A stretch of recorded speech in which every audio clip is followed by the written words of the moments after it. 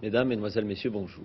Nous allons commencer ce tour d'actualité par le Proche-Orient, où la tension monte. Cela s'est senti très nettement hier soir dans la conférence de presse donnée par le chef d'état-major des forces armées israéliennes, le général Bar-Lev. Le général a en effet dit que le rapport des forces dans le Proche-Orient a été modifié par l'installation de bases de missiles dans la zone du Canal.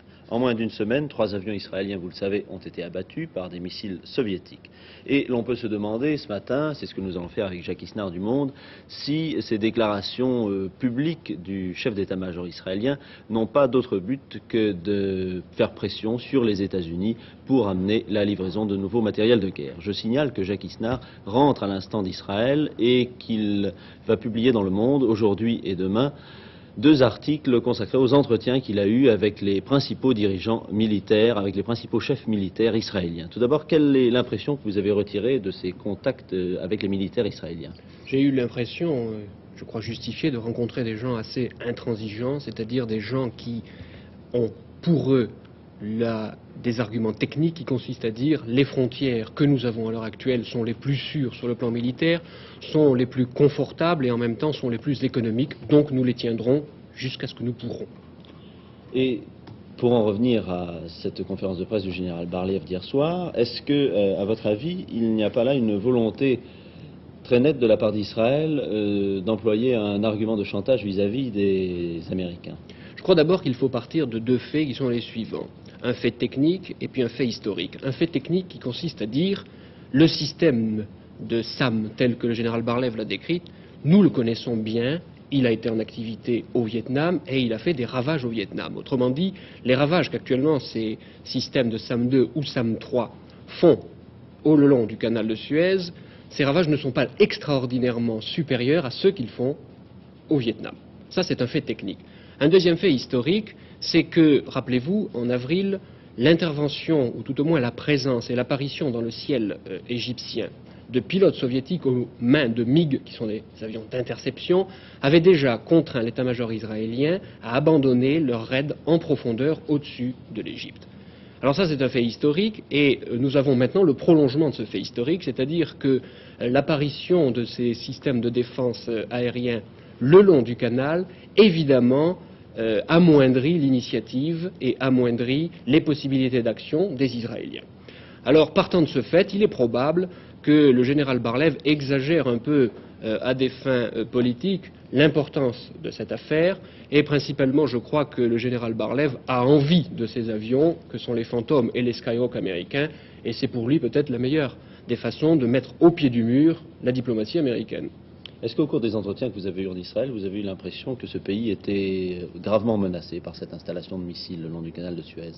Je crois quand même que, et là il faut être objectif, sur ce terrain qui est assez difficile, mais simplement sur le plan technique, je crois effectivement à l'efficacité de ces engins. Nous les connaissons bien et nous avons, je dirais même en France ou aux États-Unis, à peu près le même système. Ce sont les Nike et les Hawk. Ce sont des systèmes défensifs. Donc, dans quelle mesure est-ce qu'Israël est menacé vraiment par cette installation? Si, ce qui est le cas pour l'état-major israélien, l'objectif reste l'offensive essentiellement, il est certain que cette offensive est considérablement limitée par la présence, à moins de 40 km du canal, de ces systèmes de défense. Peut-on dire que la paix, ou le retour de la paix, est compromis par l'installation de ces missiles là-bas?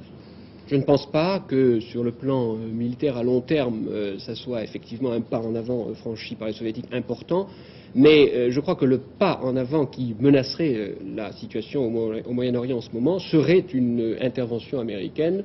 On a parlé de la possibilité pour le président Nixon de détacher quelques-uns de ses porte-avions de la 6e flotte au Moyen-Orient et principalement en Méditerranée orientale. Je ne pense pas effectivement que les porte-avions américains fassent grand-chose, mais ils peuvent apporter un appui aux Israéliens sous forme, si vous voulez, de reconnaissance photographique ou de possibilité d'échanger des informations de défense aérienne qui effectivement aiderait beaucoup les Israéliens. Un dernier mot après votre voyage en Israël. Est-ce que vous avez l'impression que là-bas la politique est faite par les militaires que vous avez rencontrés? Je crois que dans un pays qui consacre l'équivalent de 50% de son budget national aux affaires militaires, Dans un pays où les généraux ont plus souvent la parole qu'à leur tour, et où ces généraux d'ailleurs sont beaucoup plus prolixes lorsqu'ils parlent de la situation politique que lorsqu'ils parlent des rapports de force en présence, dans ces pays-là, il est certain que les généraux, les chefs militaires d'une manière générale, jouent un rôle de pression politique et même industrielle assez important. Nous venons de recevoir à l'instant une dépêche de New York. Les dernières propositions soviétiques sur le Proche-Orient contiennent certains éléments nouveaux, concrets et réalistes pour une paix durable dans cette région du monde. C'est ce qu'estime le secrétaire général des Nations Unies, Outand. Qu'en pensez-vous? M. Outand connaît mieux la situation que moi. Je pense que cette déclaration est quand même relativement optimiste. Et vous ne pensez pas qu'elle arrive juste à un moment où l'on sent que les Israéliens essaient de... Probablement, et c'est d'ailleurs peut-être une des explications de l'affaire du général Bar-Lev. Je vous remercie. À Amman a été signé tard dans la nuit d'hier, un accord de coexistence pacifique entre les organisations palestiniennes et la Jordanie. Cet accord accorderait une liberté d'action complète aux Fédayines et préciserait également une volonté réciproque de non-ingérence. Les autres nouvelles de l'étranger, en Italie, c'est la nouvelle crise politique qui est l'objet des commentaires de tous les journaux de ce matin. Il Popolo souligne que M. Rumor a démissionné pour permettre aux 4 partis de clarifier leur engagement. Il Popolo est le journal de la tendance de M. Rumor. Le Corriere della Sera se demande s'il existe encore une possibilité de reconduire la coalition de centre-gauche. On apprend d'autre part que M. Brejnev, chef du Parti communiste de l'Union soviétique, qui a annulé son voyage en Roumanie pour raison de santé, a assisté hier soir à Moscou à un match de football. C'est M. Kosygin qui est à Bucarest. L'actualité sociale en France maintenant, le suspense continue pour la navigation aérienne. Pas d'accord hier après 5 heures de discussion, mais un protocole d'accord.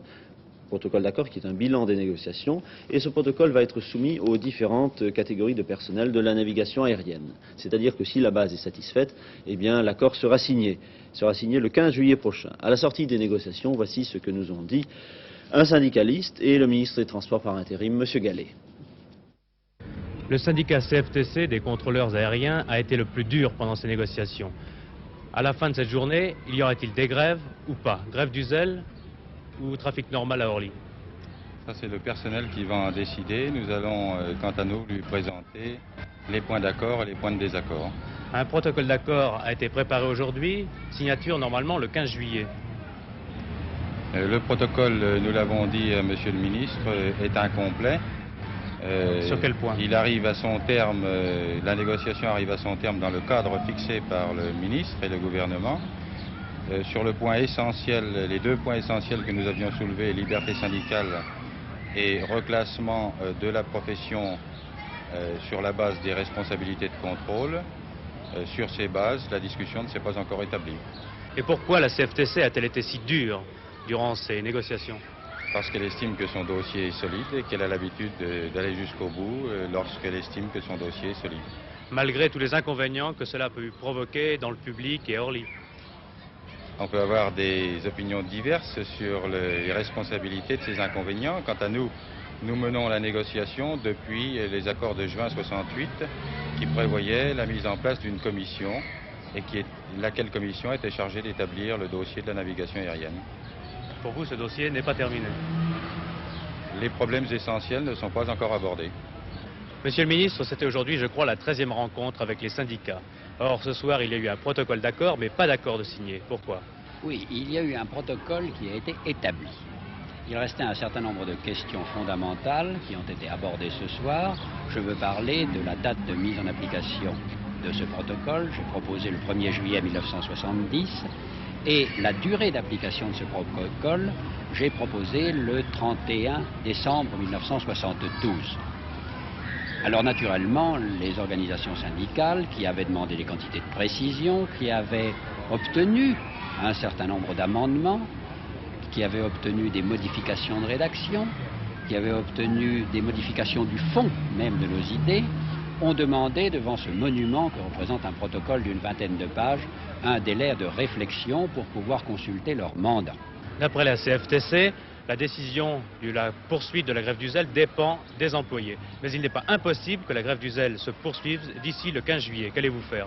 Je crois que les organisations syndicales, pas plus que les officiers contrôleurs, n'ont le moindre intérêt, durant cette période, qui est une période d'attente dans laquelle personne ne peut rien, puisqu'on consulte les personnels, à précipiter les choses et en particulier à reprendre cette grève que je continue à appeler la grève de la désorganisation de la navigation aérienne. Le préfet de la Corse vient d'annoncer que les listes électorales allaient être systématiquement vérifiées à partir du mois de septembre dans toutes les communes de Corse. Le préfet a précisé que ces listes étaient exagérément gonflées, c'est son mot, et que l'administration prendrait des mesures très sévères lorsque des inscriptions frauduleuses seront décelées. Alain Gesmar restera détenu à la prison de Fresnes. M. Galmiche, premier juge d'instruction, a en effet rejeté sa demande de mise en liberté provisoire. À Blois, congrès du CNJA, syndicalisme et politique, rapport de l'action syndicale et de l'engagement politique. À Blois, au 12e congrès du Centre national des jeunes agriculteurs. Après 2 jours de débat, l'équipe réformiste, c'est-à-dire partisan d'une amélioration du sort des agriculteurs à l'intérieur du système économique actuel, conserve la direction du CNJA avec le nouveau président Vincent Gomer et le secrétaire général Louis Loga. Mais elle aura face à elle une opposition forte et organisée d'inspiration PSU.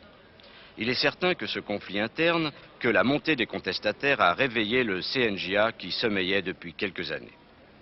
Il faut donc s'attendre maintenant à un durcissement du CNJA vis-à-vis des pouvoirs publics. Dans chacune de ses actions, le CNJA devra en effet tenir compte de sa forte opposition. Le leader de ces contestataires, Antoine Richard, est président du Centre régional des jeunes agriculteurs de la région Rhône-Alpes. Âgé de 29 ans, maraîcher près de Saint-Étienne, Antoine Richard et son équipe estiment que la politique de concertation avec les pouvoirs publics aboutit en fait à une complicité du syndicalisme. Il faut, dit-il, convaincre les paysans des vices du capitalisme et des chances qu'offre une société socialiste. Antoine Richard, vous êtes le leader de l'opposition. Certains vous traitent de gauchiste. Qu'en pensez-vous ? Il est facile évidemment de coller des adjectifs sur les uns sur les autres. Il est facile de dire que notre démarche a été inspirée par un parti politique ou par des groupuscules plus ou moins gauchistes ou autres. Nous, ça nous fait simplement sourire parce que notre démarche a été syndicale. C'est à partir des difficultés des jeunes agriculteurs dans les cantons que petit à petit on a recherché les moyens pour s'en sortir avec l'ensemble de nos adhérents. Et on en est arrivé à une réflexion sur la société, à une condamnation de la société actuelle libérale où finalement celui qui est riche et fort est toujours plus libre que celui qui est faible, et à rechercher les moyens pour que les agriculteurs soient à l'aise dans la société. C'est donc à partir de là que, condamnant la société libérale actuelle, on a dit qu'il faut une société où l'économie soit au service de tous, et pour cette raison qu'elle soit gérée par tous. Donc ça s'appelle en clair une société socialiste. Le congrès vient de se terminer, quelle conclusion tirez-vous de ce congrès ? Pour la première fois, l'opposition s'est rassemblée autour d'un rapport, autour d'idées mises sur un papier, et non pas simplement autour des hommes. Et ça a été payant, puisque finalement notre rapport a rassemblé 118 voix, contre 145 à l'autre rapport officiel. Donc finalement, c'est un excellent résultat pour nous. Il faudra compter avec nous, et nous apporterons au maximum, nous acceptons la démocratie de l'organisation. Nous travaillerons au maximum dans le CNJA, dans les commissions et au conseil d'administration, mais il est bien évident qu'il faudra compter avec nous. Oui, c'était là la thèse de l'opposition, et vous pourrez entendre tout de suite après ce journal, c'est-à-dire à 13h30, le représentant de la tendance majoritaire, M. Louis Loga, qui a été élu secrétaire national du CNJA, secrétaire général du CNJA. Réunion de travail ce matin à l'Élysée, à Paris. M. Pompidou, Chaban-Delmas et Giscard d'Estaing ont fixé le plafond des dépenses pour 1971. Cet après-midi, M. Pompidou aura un entretien avec le président de la République du Gabon, M. Bongo, qui a, quant à lui, ce matin poursuivi sa visite de Paris. Deuxième journée donc de la visite officielle du président Albert Bernard Bongo, journée qu'il a commencé par un hommage rendu aux soldats inconnus à l'Arc de Triomphe. Il faisait très beau ce matin et c'est sous un magnifique soleil que le cortège officiel a remonté l'avenue des Champs-Élysées, toute pavoisée aux couleurs gabonaises et françaises. À 10h30, le président gabonais, accompagné du Premier ministre, M. Jacques Chaban-Delmas, arrivait à l'Arc de Triomphe où il était accueilli par messieurs Henri Duvillard, ministre des Anciens Combattants, et André Fonton, secrétaire d'État auprès du ministre de la Défense. C'était la cérémonie habituelle de dépôt des gerbes.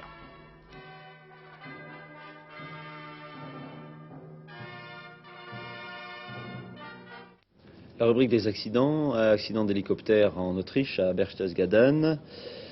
Il y a 6 morts, non, il y a 10 morts, dont 6 militaires français. On n'a pas d'autres détails. C'est un télégramme que je viens de recevoir à l'instant. Un mort, 2 disparus, plus de 10 millions de francs de dégâts. C'est le bilan d'une explosion due à une fuite de gaz qui s'est produite ce matin à 8h30 dans la Haute-Marne, à Chaumont. L'immeuble qui abritait le quotidien La Haute-Marne libéré a été soufflé par cette explosion. Les 8 rédacteurs du journal ont échappé à l'accident, mais 3 employés de la photogravure ont été pris sous les décombres et vraisemblablement tués.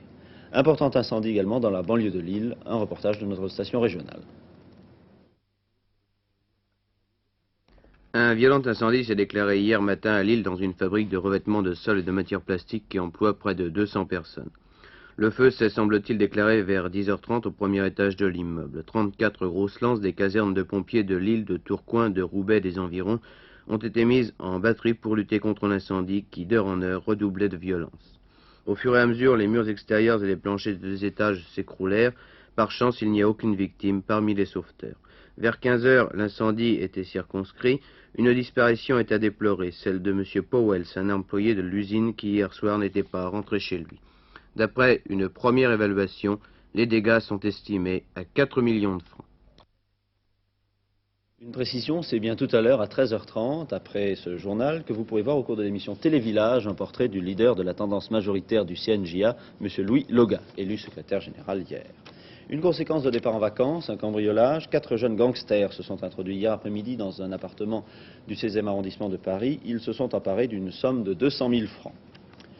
La lutte contre le tabac est menée activement dans au moins 25 pays. Dans 7 nations, il n'est pratiquement rien fait, par contre, pour décourager les fumeurs.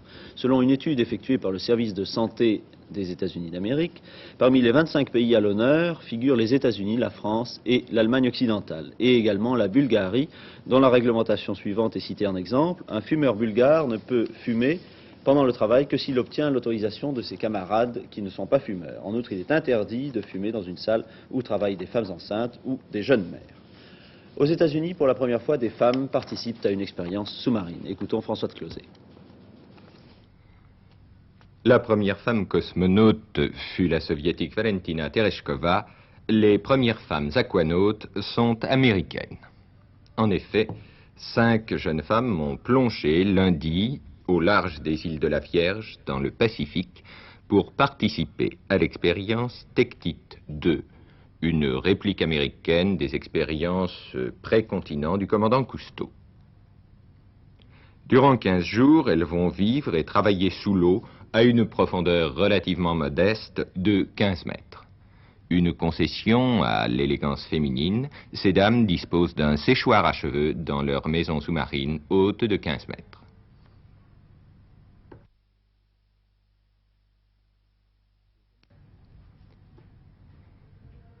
Ces jeunes plongeuses ne sont pas seulement des sportives accomplies, mais surtout des scientifiques de grande valeur. Docteurs en biologie, spécialistes d'écologie marine, elles vont consacrer ces 2 semaines de vie sous-marine à effectuer de nombreuses expériences scientifiques.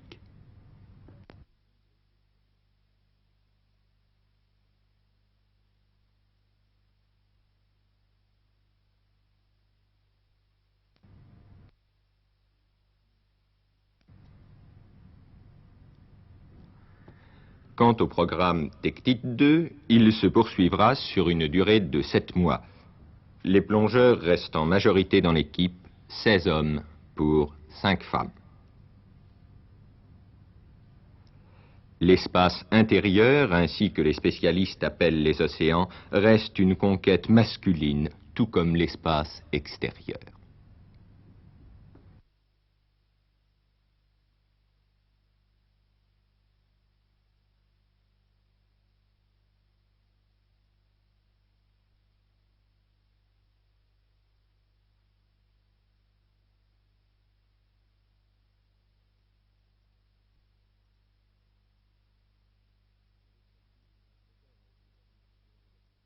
La rubrique sportive, un record a été établi dans les Pyrénées-Atlantiques. C'est une poule de myrpaix qui a pondu un œuf qui pesait 200 grammes, c'est-à-dire 4 fois le poids d'un œuf normal. Mais la détentrice du record, malheureusement, est morte peu de temps après son exploit. Vous avez d'autres records à nous signaler? Je pense qu'il y aura des records beaucoup plus sérieux qui seront établis demain soir et jeudi, puisque vous savez que c'est la grande rencontre entre la France et les États-Unis, grande rencontre d'athlétisme. Les Américains sont déjà arrivés à Paris, ils ont pu assister à un spectacle assez curieux sur les Champs-Élysées. Les Américains qui trottinent dans des tenues diverses, il y en a en short, il y en a en Bermuda. Sur cette photo de François, on reconnaît Turner, qui est un spécialiste du 200 mètres, à partir de la gauche, Hart, qui est un spécialiste du 4 x 100 mètres, Skimmer, Collins, Swanson, qui sera aligné dans le 800 mètres, et Hill, qui courra sur 110 mètres haies. Frank Shorter, lui, s'est distingué à sa façon. C'est un garçon qui est spécialiste du 5000 mètres, et pour se mettre en jambe, il est allé de l'Étoile à Notre-Dame en petite tenue. Ça fait quand même assez sensation, les badauds étaient plutôt étonnés. Tour de France, vous ne devinerez jamais qui a gagné ce matin. Non, je n'ai pas deviné. Eh bien, c'est Eddy Merckx. Pas possible. Eddy Merckx a gagné l'étape contre la montre. Il a gagné à près de 50 km/h de moyenne, 49,836 exactement. Le second est González Linares, l'Espagnol, à 9 secondes. Merckx possède maintenant 3 minutes d'avance au classement général sur Zotemelk.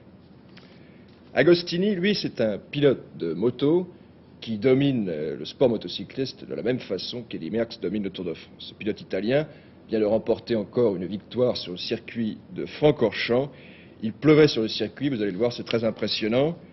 Et c'est toujours très impressionnant car vraiment ces motos qui se lancent dans les courbes alors que la piste ressemble à une patinoire, c'est un spectacle qui fait frémir. Giacomo Agostini, vous allez le voir apparaître, c'est le numéro 6, il pilote une MV Agusta de 500 cm3. Tout de suite en tête, il est suivi par un Français, Christian Ravel, qui vient de passer sur Kawasaki et qui s'affirme comme un excellent pilote. Mais Ravel n'a jamais pu contester la suprématie du maître, le maître Agostini. Il terminera second avec 3 minutes de retard sur Agostini, qui malgré la pluie l'emporte à la moyenne assez extraordinaire de 178 km/h. Agostini a déjà gagné 6 grands prix motocyclistes depuis le début de la saison. À 25 ans, il est parti pour un nouveau titre de champion du monde. C'est aussi un très beau garçon. Il vient d'ailleurs de tourner un film. Autre spécialité motocycliste, le sidecar. Et là, vous pouvez constater que l'équipier fait un travail très particulier, utilisant son corps comme un contrepoids dans les virages. Voilà, c'est terminé pour le sport ce matin. Bien, nous allons encore parler d'aviation, mais je vais céder la parole à Jacqueline Alexandre. Bien oui, effectivement, nous allons parler d'une grande aviatrice, puisqu'elle a, il y a près de 50 ans, franchi la cordillère des Andes par la face la plus meurtrière. Vous avez certainement reconnu que je parlais d'Adrienne Bolland. C'est un reportage de Daniel Casal. À 75 ans, Adrienne Bolland vient de faire en touriste le tour du monde. Il y a 50 ans, elle avait été la première femme pilote à franchir la cordillère des Andes. Oui, j'ai été la première femme pilote, c'est entendu, mais j'ai été le premier pilote à franchir par l'endroit où je l'ai fait. Ça avait été fait au nord et au sud, mais pas par las Cuevas. Vous aviez quel âge à l'époque? J'avais un peu plus de 25 ans. Je venais d'avoir 25 ans. Une barrière de 4000 mètres, qu'est-ce que ça représentait en 1921 pour une femme pilote? Vous savez, ça représentait la même chose pour un homme ou pour une femme, parce qu'ils s'étaient tués assez nombreux dans le passage que j'ai emprunté. J'ai emprunté celui-là parce que ceux qui avaient voulu le prendre s'étaient tués. Et vous étiez à bord d'un caudron? Vous voyez ce caudron plein de ficelles, qui n'avait même pas un véritable fuselage. Il montait à quelle altitude cet appareil à l'époque? Vous savez, il montait dans les 4000. Le col avait 4002. Il paraît que j'ai dû profiter, bénéficier plutôt de courants ascendants, mais je ne savais même pas que ça existait. J'avais 40 heures de vol. Et tout ce que j'avais survolé comme montagne, c'était les collines de Picardie. Je ne savais rien quand je suis parti. Absolument rien. Je n'avais ni carte, ni compas. Vous avez établi un record de looping aussi? Oui. En 24? C'est ça. Combien? 212 en 73 minutes. Et qu'est-ce que ça représente, ça? Ah ben, ça représentait pas ce que je voulais faire, c'est le zinc qui m'a plaqué. Qu'est-ce que vous vouliez faire? Oh, je voulais dépasser les 1000, parce qu'à ce moment-là, il y avait un pilote remarquable qui s'appelait Fronval, et qui, lui, en avait fait 1111. Et j'avais dit, mon vieux, moi j'en ferai au moins 1112. Et puis, le zinc a claqué en route, et il n'y avait plus rien à faire. Il vous a abandonné? Oui, oui. Sinon, je tournerai encore. Est-ce que vous aviez plus d'appréhension en montant dans un avion en 1921 que vous n'en avez aujourd'hui? Vous savez, je vous le disais, j'ai toujours eu peur.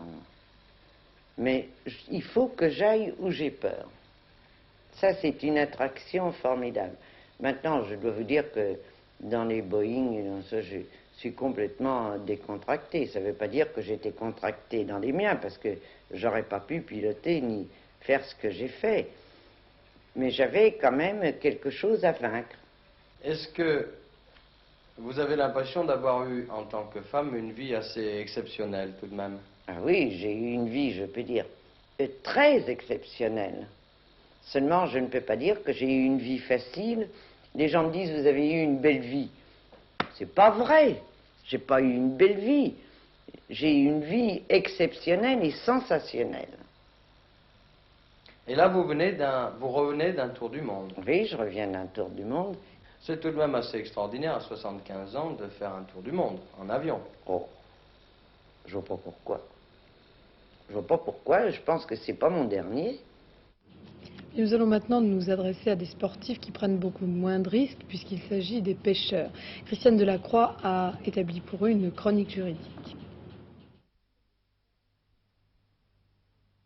Attention, attention, ça mord. Oh, qu'il est beau! Le rêve de tout pêcheur, une pièce rare. On en parlera longtemps et longuement. Impatient au volant d'une voiture, le Français aime passer des heures tranquilles à regarder le fil de sa ligne jouer sur l'eau. Mais est-on toujours dans son droit lorsqu'on taquine le poisson? Maître, peut-on pêcher à la ligne sans permis de pêche? Oui, mais c'est assez limité. Il faut être mineur de 16 ans.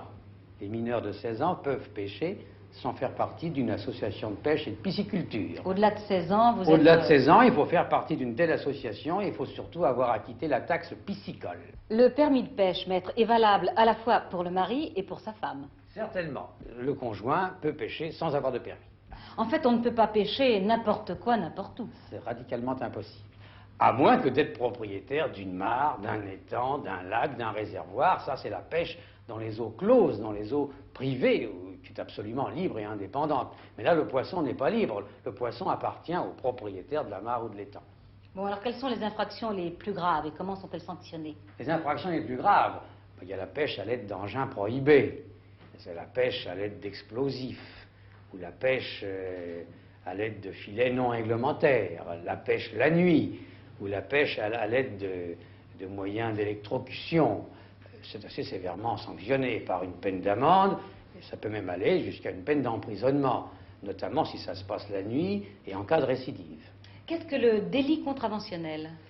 Le délit contraventionnel suppose qu'il n'y a pas d'intention délictuelle. Autrement dit, on ne se préoccupe pas de la bonne foi du délinquant. Peu importe qu'il ait eu l'intention ou non de commettre le délit, l'essentiel, c'est qu'il ait commis l'infraction.